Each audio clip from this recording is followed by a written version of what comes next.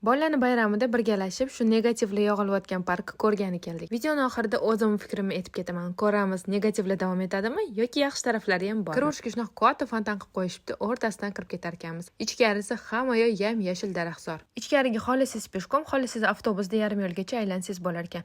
Biza avtobus oldik. 3 yoshgacha tekin ekan, 3 ta katta, 2 ta kichkinaga 525 ming to'laydi. Avtobusning ichlari ham xuddi amerikanskiy kinolarnikiga o'xshab shunaqa chiroyli qilib qo'yishgan ekan.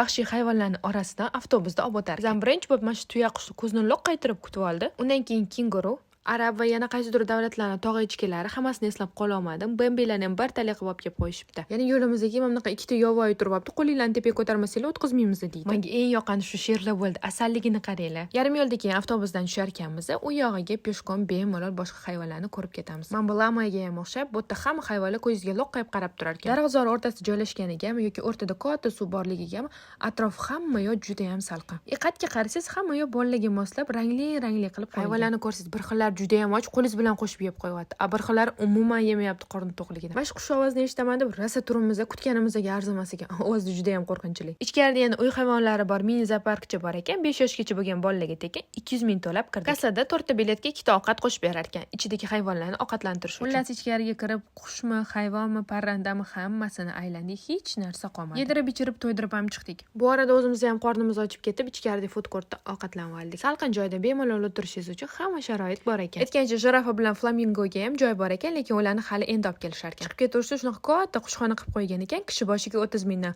Biz shuncha qush ko'rdik, kerak emas deb kirmadik. Chiqqanda chap tarafda shunaqa lola park bor ekan, lekin yopiq ekan. Uning yonida детская площадка bor ekan, kishi boshiga 50 mingdan ertalabdan kechgacha. Umuman olganda hammamizga juda ham yoqdi. Salqin, tinch, juda ham chiroyli joy. Ertalabdan kelib kechgacha bemalol mazza qilib dam olsa bo'ladi. Siz nima deb o'ylaysiz? Shu joy uchun bu narx qimmatmi yoki norma? Fikringizni kommentariyada kutib qolaman.